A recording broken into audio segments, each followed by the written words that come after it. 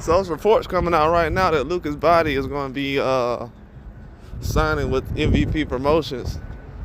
I think his last fight was a very tough fight, man. I don't know who match made that fight. Was that Jake Paul or whoever that was? Man, that was a tough matchup for Lucas Bahdi, man. I was trying to tell people that I think the guy had like 13 wins, 4 knockouts or something like that. He might have even been 3 knockouts to 14 wins or something like that. It was a very low percentage of knockouts he had.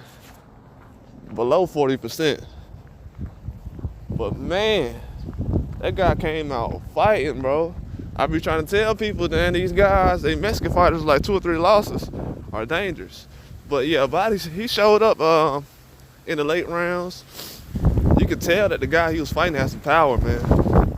Like seriously. Lucas Bahdi has 15 knockouts and 17 wins.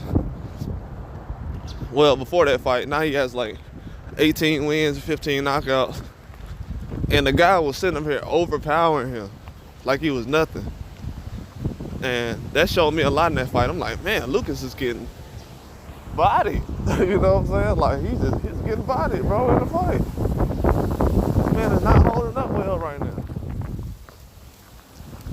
He is not holding up. And when I seen it, I was like, yeah, that's good. This dude is a problem. So as soon as I seen that, I'm like, all right, cool. Now, but my thing is with Lucas is, I don't like seeing him get outboxed in a lot of rounds.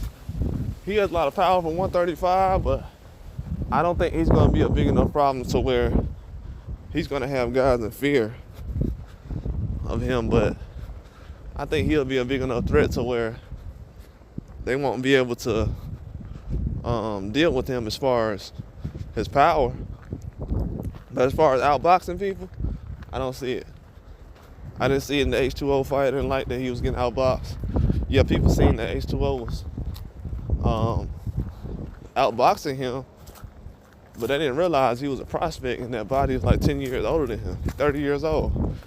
And for him to be struggling against that type of power and skill with H2O, I realized that later on, a lot of that power is going to be, if the power goes up, it's going to affect Bahdi.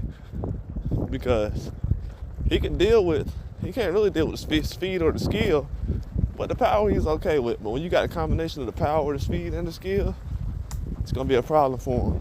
And I think he's had a big year.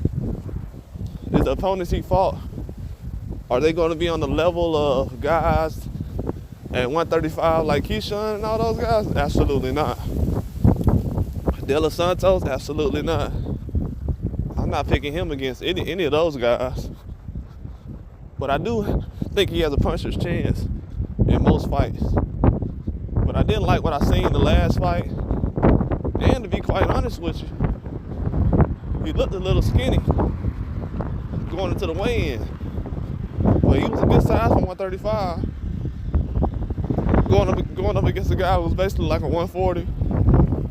But the guy was a late replacement. And he had only known about the fight like 9 days before. So the guy he fought was only prepared for like 9 days. So I don't know what kind of advantage Bahdi had. But it was a very good fight though. I think Bahdi did a good job and he should do well with MVP Promotions. They matchmake well.